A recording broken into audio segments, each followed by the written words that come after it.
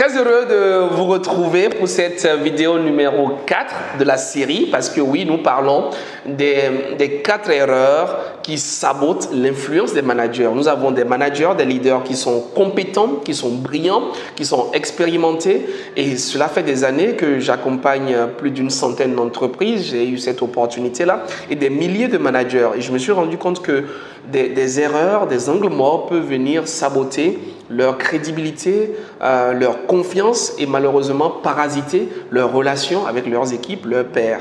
Et pourtant, il y a besoin de leaders pour conduire nos communautés, pour conduire nos pays, nos entreprises à des niveaux supérieurs. Le leadership, c'est la compétence essentielle qui fait la différence. Le leadership. Alors, nous avons donc traité dans les 3 précédentes vidéos certaines erreurs et sur cette dernière vidéo de cette série-là, je livre la 4e erreur qui empêche les entreprises, les entités, les organisations d'aller le plus loin possible, d'aller à long terme. Quelle est cette 4e erreur? Avant cela, j'espère que tu es abonné. Si tu n'es pas abonné, c'est le moment de le faire. Je suis Gaius Yokossi et peut-être que tu es nouveau sur cette chaîne. Nous sommes ici sur la planète Baraka et nous avons un seul but, c'est de te donner, de te doter des outils, des ressources pour que tu puisses briller. C'est ce que nous faisons depuis 2016 dans cet écosystème. Alors, sans transition aucune, erreur numéro 4 de la plupart des leaders, roulement de tambour, ne pas préparer son successeur. Oui, tu l'as bien entendu. Et je suis sûr que ça te fait sourire parce que tu sais que c'est vrai. La plupart des leaders ne développent pas leur successeur. Le plus grand échec, ce n'est pas de perdre sa fortune. Le plus grand échec, c'est de ne laisser personne continuer votre vision, poursuivre votre travail. Et pourtant, la plupart des dirigeants, et particulièrement africains, ne préparent pas leur succession. Que ce soit en famille, en entreprise, en association, à la tête des pays.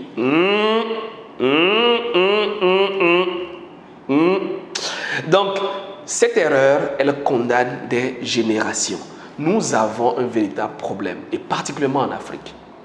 Je ne sais pas si c'est dû à la culture, si c'est dû au système des rois, de la royauté, de la dynastie, du contrôle total, mais beaucoup de leaders se voient comme des rois. Ils se voient comme des rois à vie, pas de numéro 2. Personne après eux. C'est qu'ils sont totalement au sommet et personne d'autre. Les autres se cherchent, les autres se débrouillent. Et du coup, qu'est-ce qu'on constate? On constate que des familles vont sombrer après la disparition d'une personne. On constate que des entreprises familiales vont s'effondrer dès la 2e génération. On constate que de nombreux leaders ne forment pas leurs remplaçants. Des organisations entières qui vont mourir parce que le fondateur est parti, parce que le pionnier est parti, parce que le leader est parti.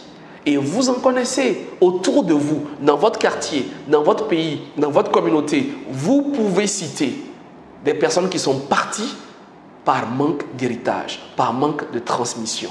Vous pouvez citer des services qui ont été décimés parce qu'une personne est partie.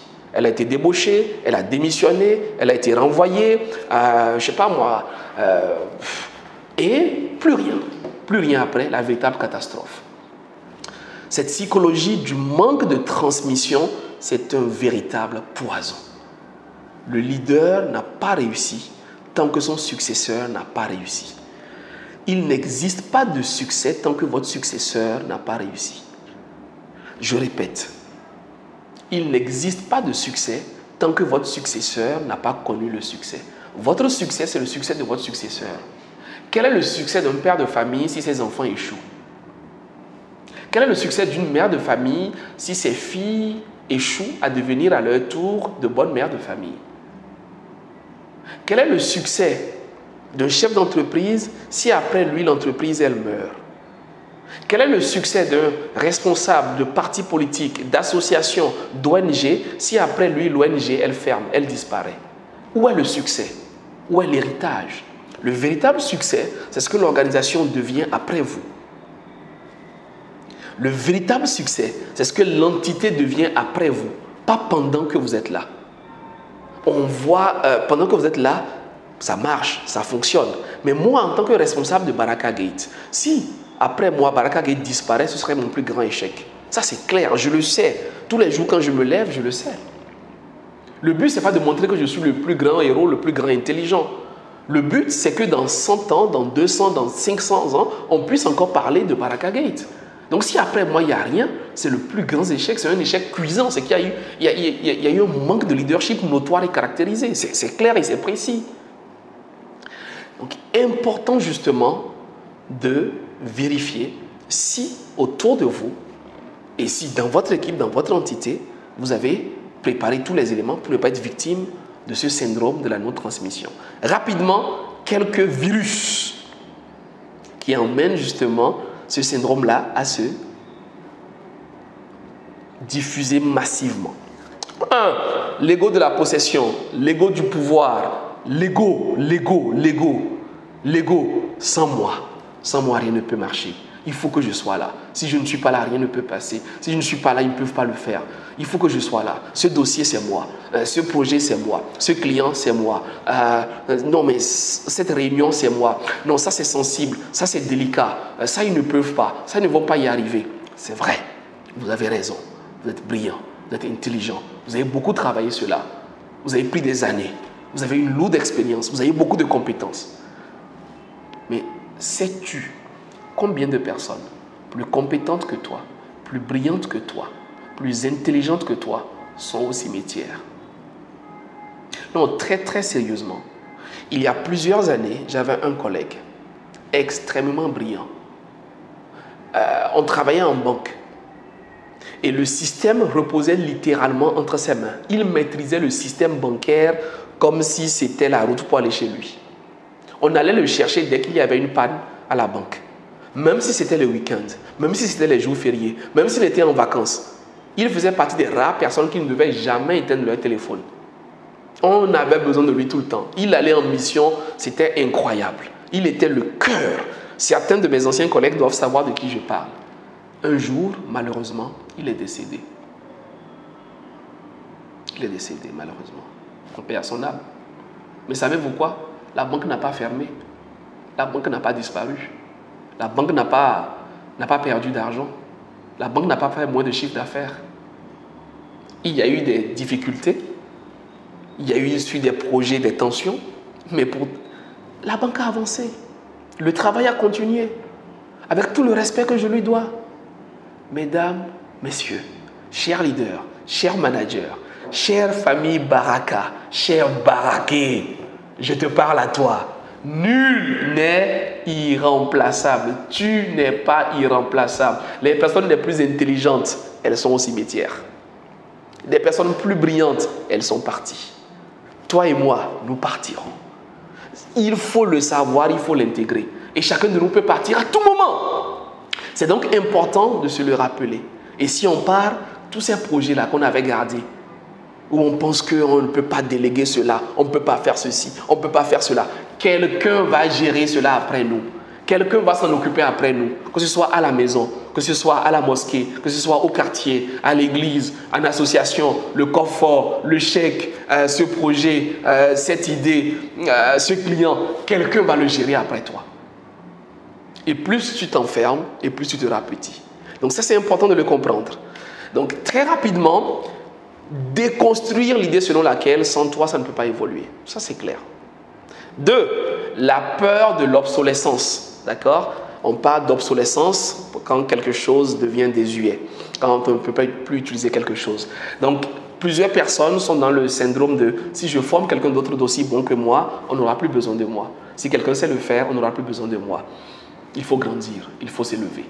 D'accord? On ne peut pas rester à un certain niveau. Là où tu es là, ce n'est pas ta place, c'est simplement une place. Ta place, c'est plus loin, c'est plus haut. À Baraka, il faut grandir, il faut évoluer. Donc tu formes quelqu'un pour occuper ta place et toi-même tu te formes pour aller plus loin. Il faut grandir. On veut développer nos équipes, on veut développer nos entités, nos entreprises, nos services, nos directions. Donc tu ne peux pas plafonner quelque part. Tu bloques toute ton équipe, tu bloques l'entreprise. Tu dois grandir. Donc forme-toi, évolue. Tu dois te projeter également pour un poste au niveau supérieur, au niveau à l'international, dans une multinationale, etc. Je n'en sais rien d'autre. Il faut grandir et tu libères la place pour les autres. Mais ce n'est pas un titre foncier, tu n'es pas assis sur quelque chose qui t'appartient. Et même si tu es DG, même si tu es PDG, l'heure est venue de développer l'entreprise, d'ouvrir une filiale en Guinée, au Mali, en Côte d'Ivoire et que sais-je encore. Donc on grandit, on évolue, on se développe. Si tu as fini avec l'Afrique, allez, on va en Europe, on va en Asie, on va aux États-Unis. Si tu as fini avec la Terre, c'est génial, bravo, on passe à la planète Mars. Il n'y a pas de niveau supérieur, il n'y a pas de fin. On ne continue pas à grandir.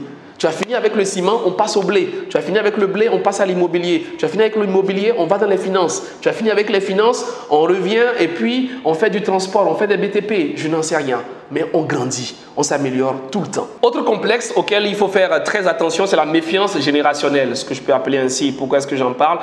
Parce qu'il y a plusieurs effectivement qui se méfient de la nouvelle génération. On se dit, les jeunes maintenant, ils sont pressés, ils ne comprennent rien, ils ne veulent pas apprendre, ils ne sont pas ceci, ils ne sont pas cela, ils sont sur leur téléphone, ils ont toujours la tête baissée, etc., etc. Bref, beaucoup d'éléments. C'est vrai, c'est pas vrai, je n'en sais rien. Tout ce que je retiens, c'est simplement que, en tant que leader, une de vos responsabilités, c'est de préparer la succession. Un point, un trait. Il faut que ce soit clair. C'est vous qui recrutez, c'est vous qui embauchez. Et même si on vous transmet des collègues, c'est à vous de faire d'eux de meilleures personnes. Donc c'est à vous de les élever, c'est à vous de les éduquer. Donc c'est à vous également de les aider à grandir. C'est ça également le leadership. Le management, c'est les process. Le leadership, c'est les personnes. C'est faire grandir les gens. C'est leur permettre de prendre conscience. C'est leur permettre de s'améliorer. Donc, à vous de comprendre effectivement qu'une partie de votre tâche, c'est de faire grandir les gens. C'est d'identifier les quelques personnes et c'est de les faire progresser. Et parfois, ils ne sont peut-être même pas dans votre équipe. Parfois, ce n'est pas dans votre famille. Parfois, les 2-3 cousins que vous avez, ils ne veulent pas grandir. Peut-être qu'il faut aller chercher ailleurs. Il faut trouver d'autres personnes. Mais assurez-vous que vous transmettez ce que vous connaissez. Vous transmettez ce que vous avez appris. Et vous léguez justement quelque chose à des personnes capables de vous remplacer. Oui, il faut se faire remplacer. Et le meilleur héritage, ce n'est pas un compte en banque, ce n'est pas de l'argent, ce n'est pas des possessions, c'est les hommes qu'on a bâtis, c'est les hommes qu'on a construits. Alors très rapidement, qu'est-ce qu'il faudrait faire? Commencez déjà cette semaine à identifier les personnes qui sont potentiellement capables de vous succéder. Pas celles que vous aimez, pas celles que vous appréciez, mais essayez de discerner celles qui sont capables de grandir. Vous êtes un leader, donc vous savez lire dans le futur des gens. Vous savez anticiper le futur. Vous avez une capacité de projection. C'est cela le leadership. Donc, quelles sont les personnes dans votre équipe qui aujourd'hui peut-être manquent de confiance, sont introverties, ne sont pas suffisamment ouvertes, mais vous savez qu'en travaillant sur elles, elles peuvent aller loin. Et commencez d'abord par des personnes qui ont des valeurs, parce qu'il est plus facile d'ajouter des compétences à des valeurs que d'ajouter des valeurs à de la compétence. Ensuite, identifiez les compétences clés que vous voulez leur apporter. Quelles sont les compétences qu'il faut leur apporter?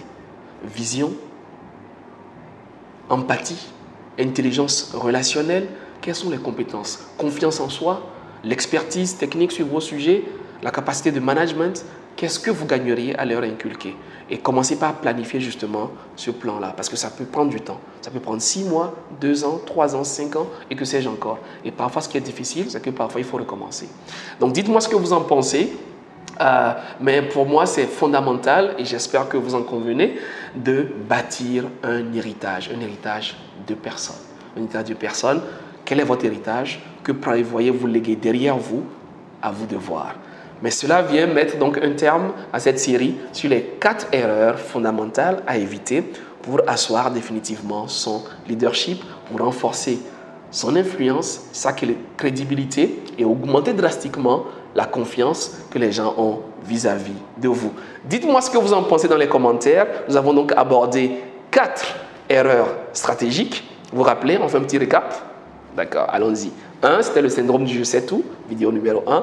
2, c'était la confusion entre le contrôle et l'influence. 3, c'est l'incohérence entre les paroles et les actes. Et 4, naturellement, c'est le fait de ne pas développer la succession, de ne pas bâtir un héritage. La bonne nouvelle, c'est qu'on peut corriger tout ceci. Nous sommes là pour vous accompagner, pour vous aider. J'espère que vous êtes abonnés. Mais surtout, dites-moi dans les commentaires, quelle est l'erreur la plus importante que vous voyez autour de vous?